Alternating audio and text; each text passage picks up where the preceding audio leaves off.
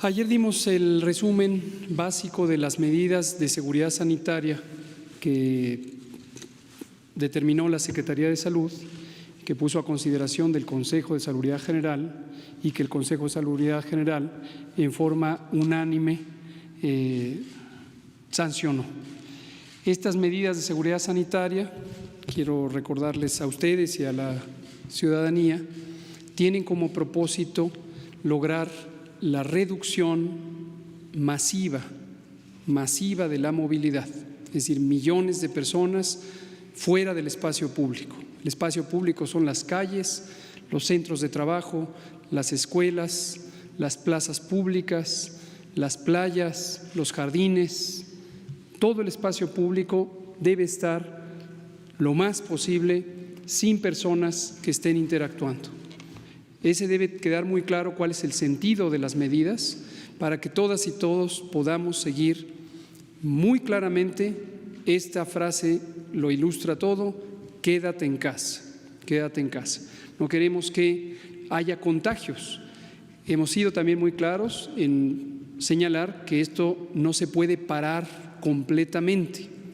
No se pueden parar los contagios, no se puede parar la epidemia, pero sí tenemos la oportunidad de reducir los contagios.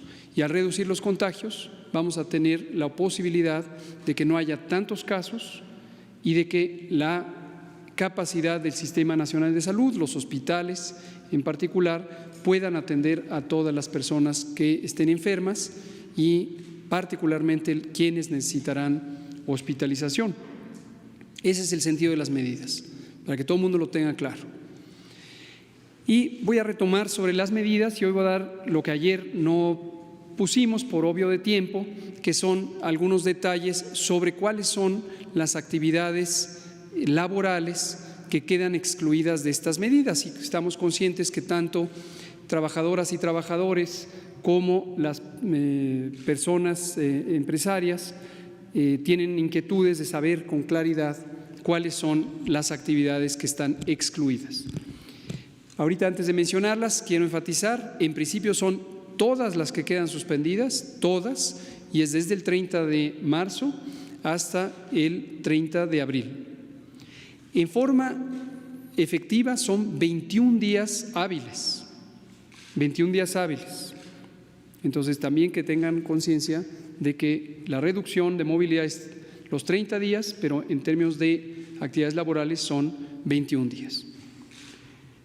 Así está establecida la medida 1, se ordena la suspensión inmediata desde el 30 de marzo hasta el 30 de abril de actividades no esenciales.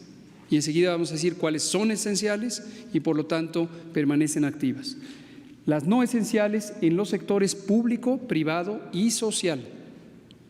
Todo.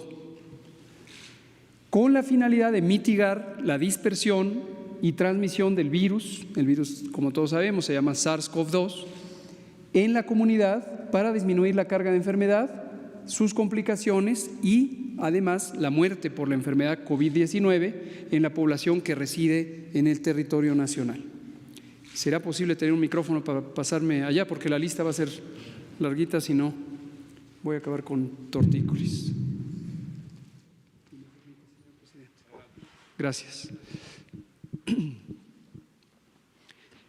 Ahora veamos cuáles son las actividades esenciales que no se pueden parar, y aquí explico también cuál es la razón por la que no deben parar.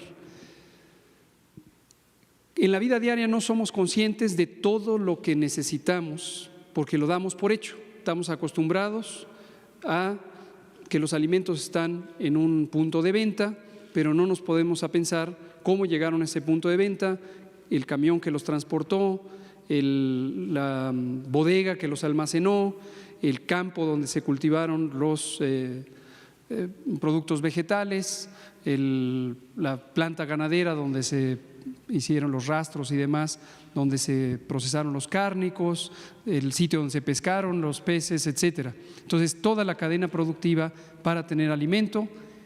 Pongo este ejemplo en más detalle, pero es también el agua potable, es la energía eléctrica, es los combustibles, es el mantenimiento de la red de agua potable, el mantenimiento y reparación de la red de drenaje, etcétera, etcétera, etcétera.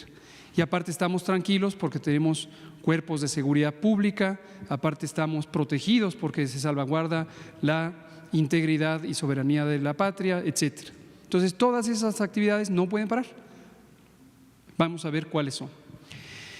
El inciso A son las que de manera directa son necesarias para atender la emergencia sanitaria, como son las actividades laborales de la rama médica, paramédica y administrativa, así como la de apoyo en todo el sector salud, tanto en el campo público como privado. Esto si parara, no podemos contender con la epidemia, entonces debe continuar. Inciso B, las que están involucradas precisamente en la seguridad pública y la protección ciudadana, además de en la defensa de la integridad y soberanía nacionales. La procuración e impartición de justicia, así como la actividad legislativa, tanto del nivel federal como del nivel estatal. Debe continuar. También el inciso C son aquellos sectores, pero falta la que está completa, que tiene los detalles de las actividades económicas.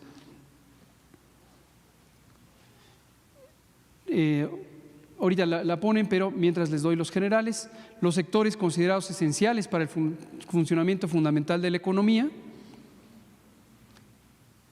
la operación de los programas sociales del gobierno, esto es importantísimo, una gran cantidad de personas, millones de personas, en este momento se están beneficiando, se han estado beneficiando de programas sociales y esto no puede parar.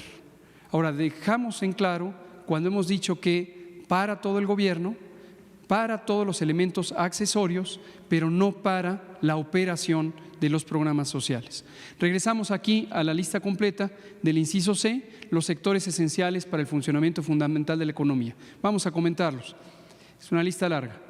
El sector financiero, el de recaudación tributaria, obviamente el SAT y todas sus operaciones permanecen, distribución y venta de energéticos, gasolineras y gas, generación y distribución de agua potable, industria de alimentos y bebidas no alcohólicas, mercados de alimentos, supermercados, tiendas de autoservicio, abarrotes y venta de alimentos preparados, servicios de transporte de pasajeros y carga, producción agrícola, pesquera y pecuaria, agroindustria, industria química, productos de limpieza, ferreterías, servicios de mensajería, guardias en labores de seguridad privada, guarderías y estancias infantiles.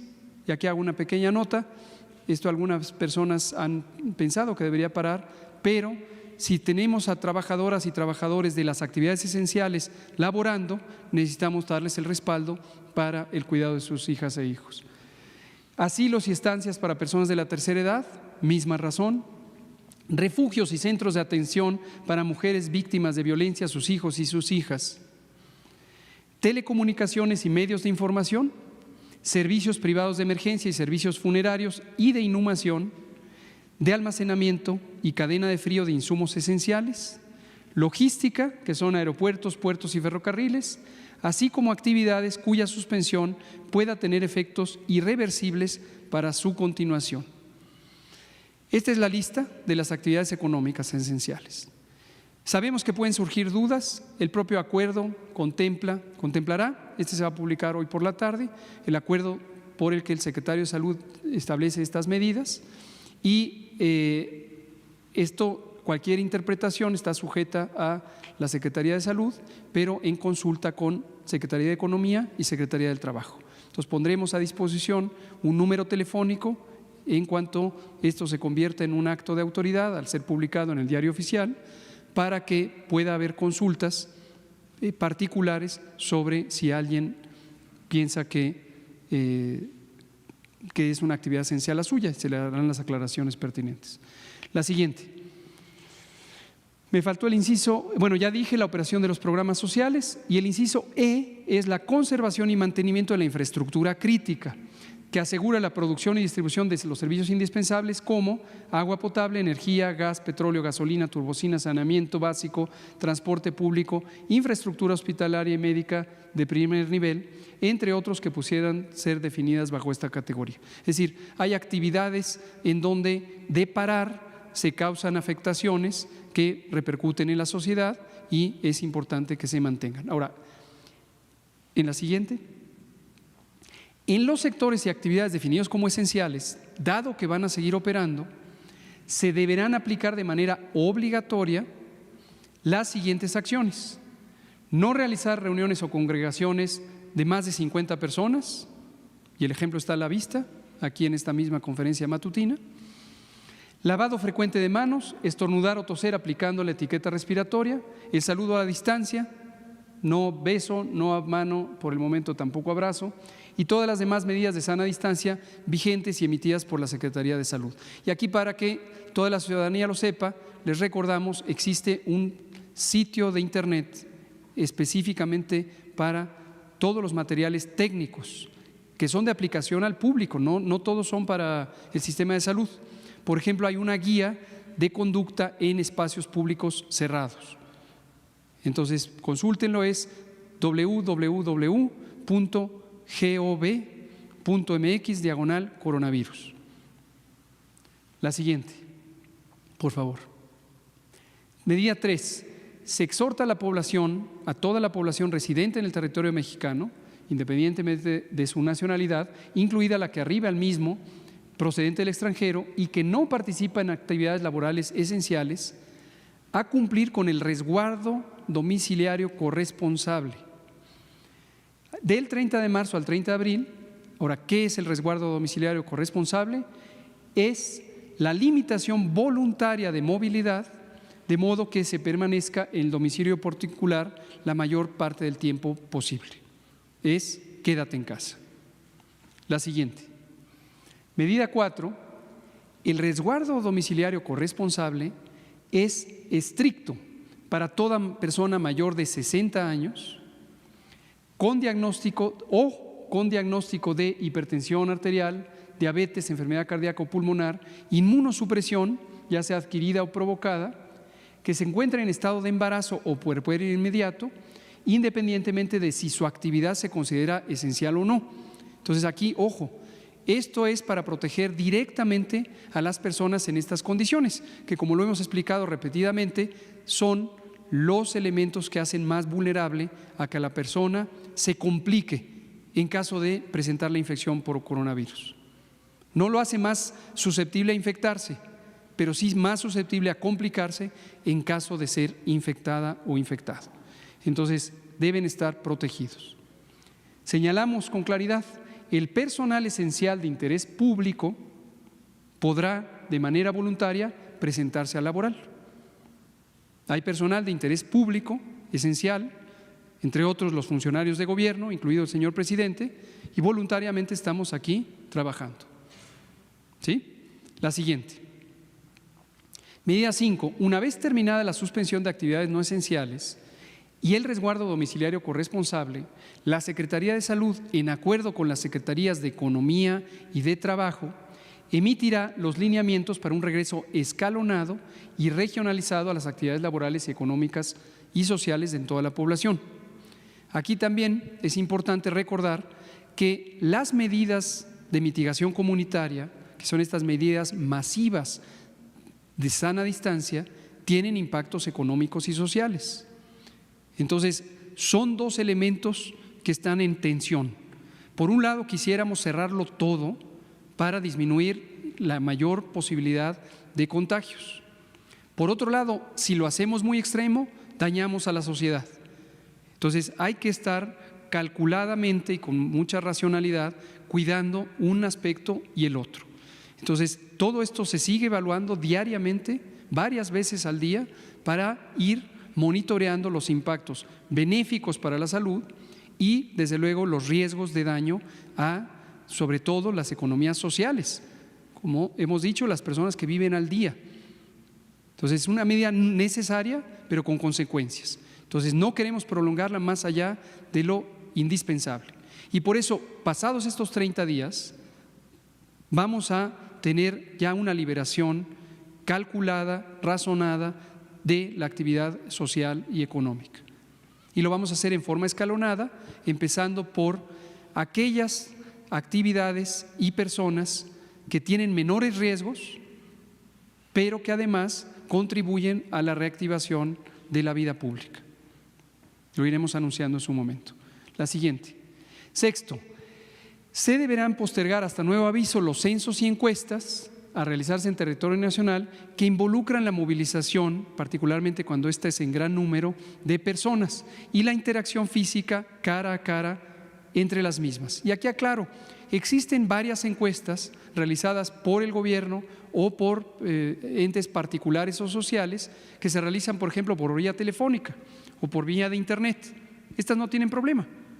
Qué bueno que haya encuestas, de lo que sea, pero aquí se trata de el trasiego de personas para tener entrevistas cara a cara. Y también hay números que son controlables con ciertas medidas de higiene especial o protocolos de